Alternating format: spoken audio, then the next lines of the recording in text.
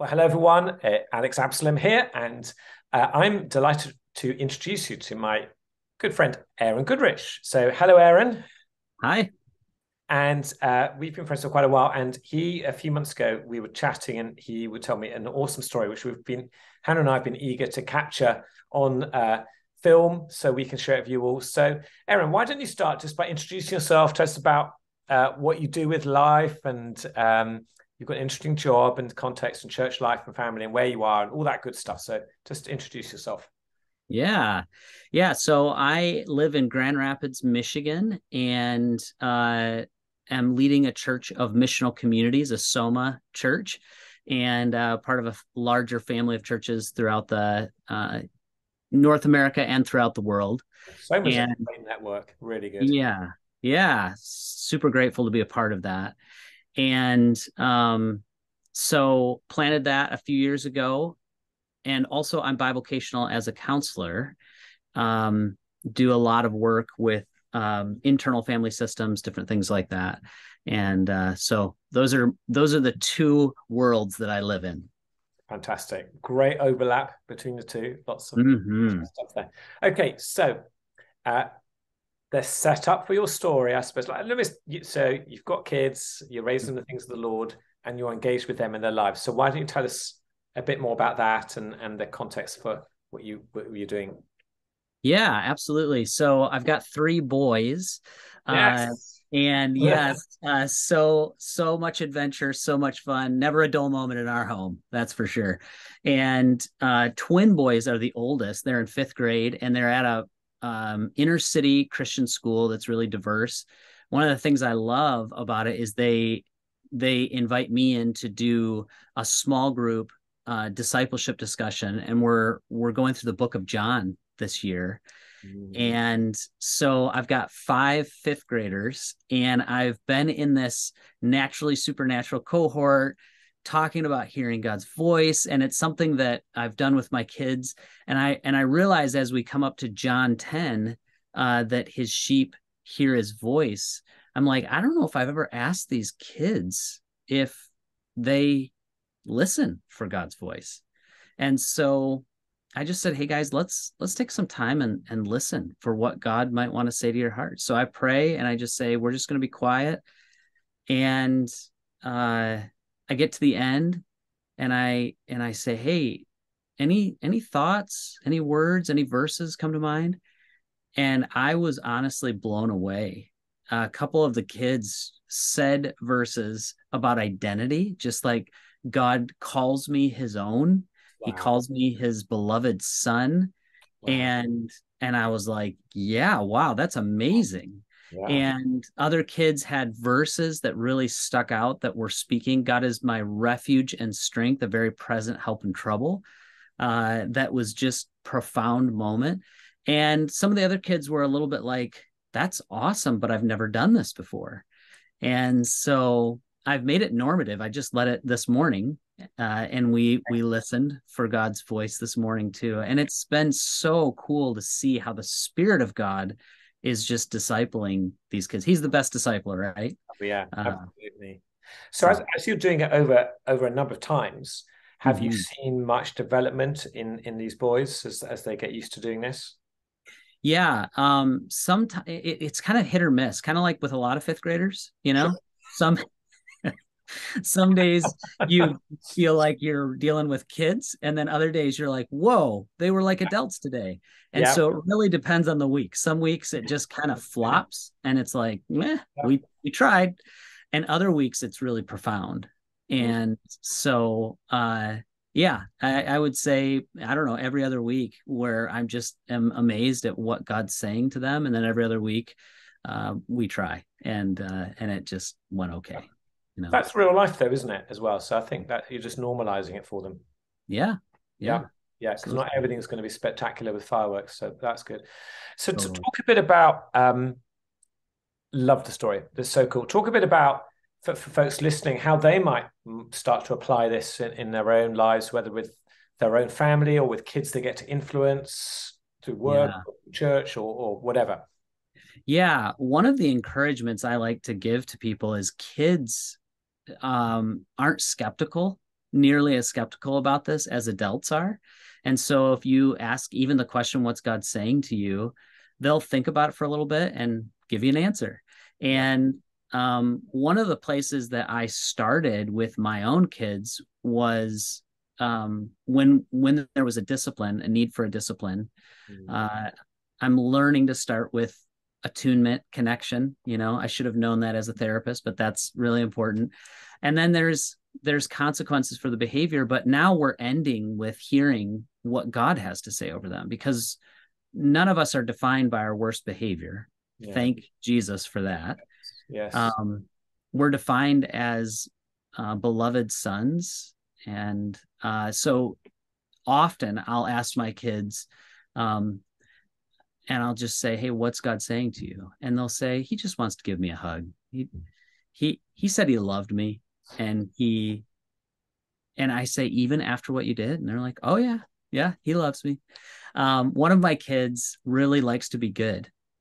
And he'll say often, God just told me that I'm good inside.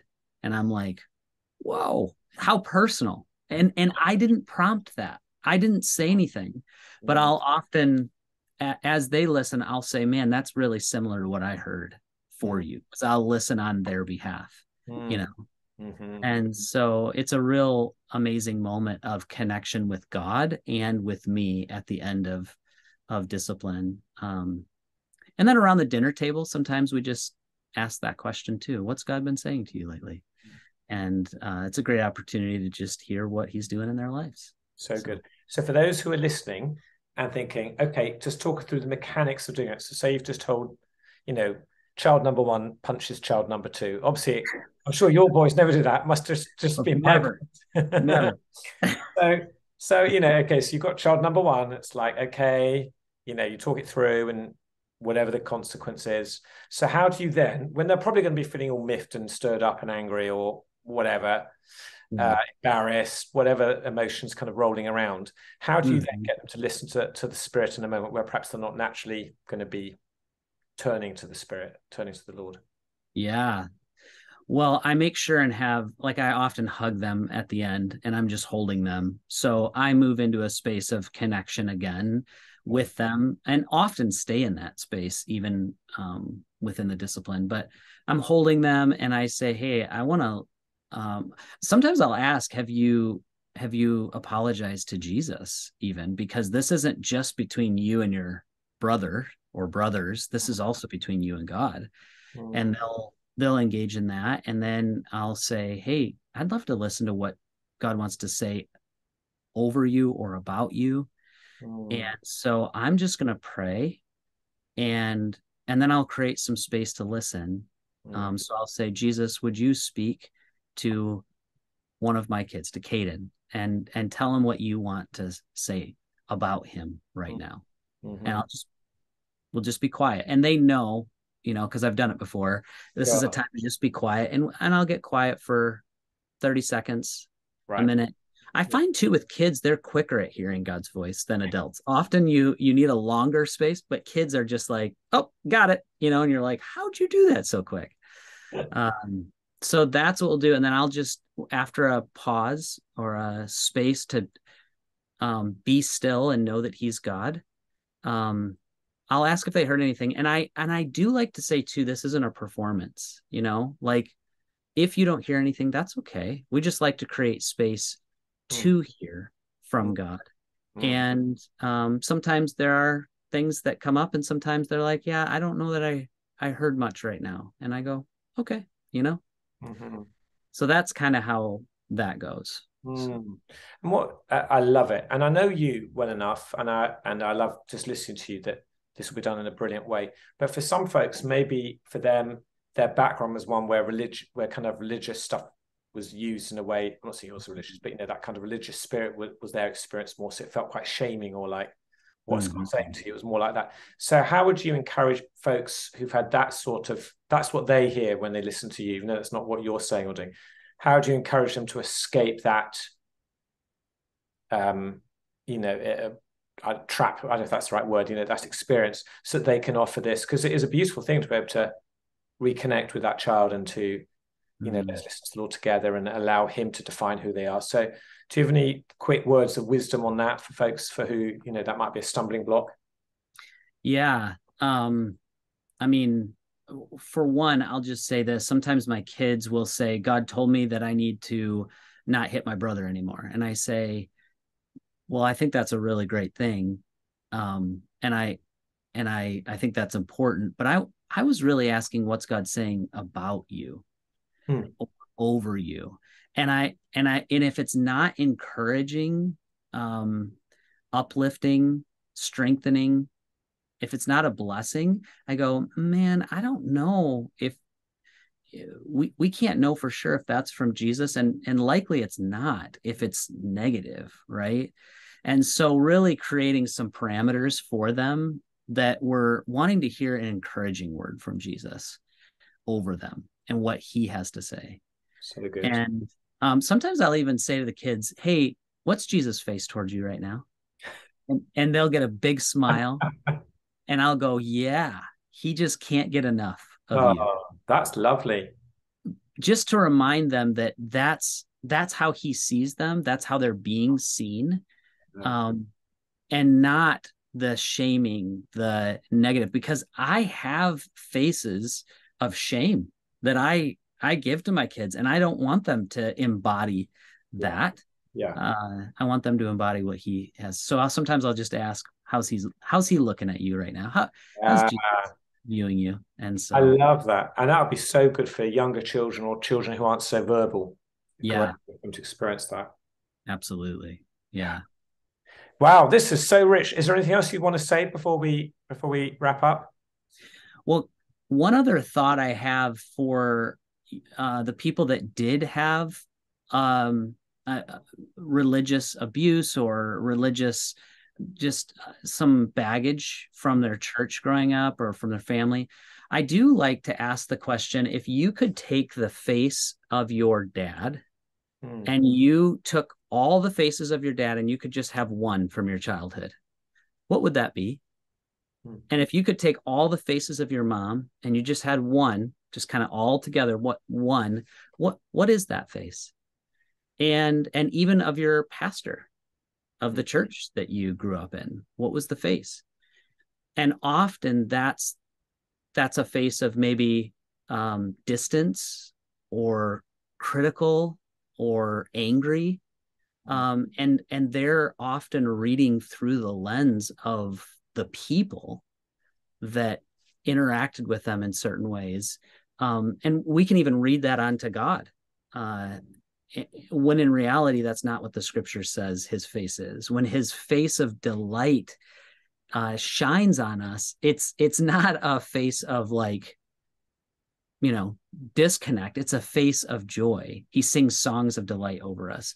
And so just recognizing how the faces we received in our early years, sometimes the faces of shame, really impact how we view God, I think is really significant. That's so good. I love it. Okay, Aaron, how could people find out more about you or connect with you? Do you have any websites or place like that they could connect with you if they want to do that? Yeah, absolutely. So somagr.com, somagrandrapids.com, either one of those is a website that they can get in contact with me. And then also goodrichcounseling.com. I have both of those websites, kind of, again, both of the worlds that I live in. Fantastic. So. And I know you've got a big waiting list, but if people are looking for counseling, Aaron would be a great option for folks who want that as well. I know you didn't ask me to say that, so right. Just to make clear. Thank you. But Aaron, thank you so much. I love this. Such good wisdom, really rich, great story, some wonderful insights. So appreciate your time. Thank you so much for sharing this, and thank you everyone else for watching. And we hope you've got some good food for thought to take away into your week ahead.